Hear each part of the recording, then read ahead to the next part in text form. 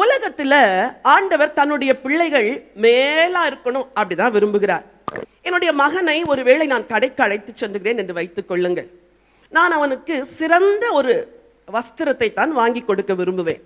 ரொம்ப மோசமா ரொம்ப கேவலமா இருக்கிற ஒரு ட்ரெஸ்ஸை எந்த தகப்பனும் தன் பிள்ளைக்கு வாங்கி கொடுக்க என்ன செய்ய மாட்டாங்க, விரும்ப மாட்டாங்க. உங்க அப்பா உங்களை ரொம்ப நேசிக்கிறார். சொல்லுங்க, எங்க அப்பா என்ன ரொம்ப நேசிக்கிறார். உலக அப்பா நேசிக்கலன்னா கூட பரவாயில்ல, ஒரு உன்னதத்தில் உள்ள ஒரு அப்பா உனக்கு இருக்கிறார். பலருக்கு என்ன வருத்தம், எங்க அப்பா குடிச்சு குடிச்சு எங்க குடும்பத்துக்கே கேவலத்தை கொண்டு வந்துட்டாரு. எங்க அப்பா மட்டும் குடிக்காத இருந்தா நான் நல்ல காலேஜில் சேர்ந்திருப்பேன். எங்க அம்மா பாவம், அவங்க ரொம்ப சிக்காயிட்டாங்க. எங்க அம்மா மட்டும் நல்லா இருந்திருந்தா, எங்க அம்மா மட்டும் ஒரு டீச்சரா இருந்தா என்னை நல்ல ஸ்கூல்ல போட்டிருப்பாங்க, ஒரு இங்கிலீஷ் மீடியத்தில் போட்டிருப்பாங்க, நான் நல்லா படிச்சிருப்பேன், இங்கிலீஷ் பேசுவேன், அப்போ நல்ல காலேஜுக்கு போய் என் ஃபியூச்சர்லாம் நல்லா இருக்கும்.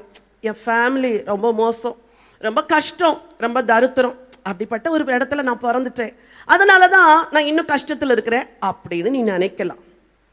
ஆனா ஆண்டவர், உங்க அப்பா மேல ஒரு அப்பா இருக்கிறாரே, அந்த அப்பா சொல்றாரு, நீ பூமியில பிறந்த குடும்பம் எப்படி இருந்தாலும் பரவாயில்ல, உங்க அப்பா எப்படி இருந்தாலும் பரவாயில்ல, உங்க அம்மா எப்படி இருந்தாலும் பரவாயில்ல, நான் உன்னை மேன்மையாக வைப்பேன். ஹல்லேலூயா. நான் உன்னை மேன்மையாக வைக்கிறேன், ஏன்னா நான் உன்னை நேசிக்கிறேன். நீ என் மகள், நீ என் மகன்.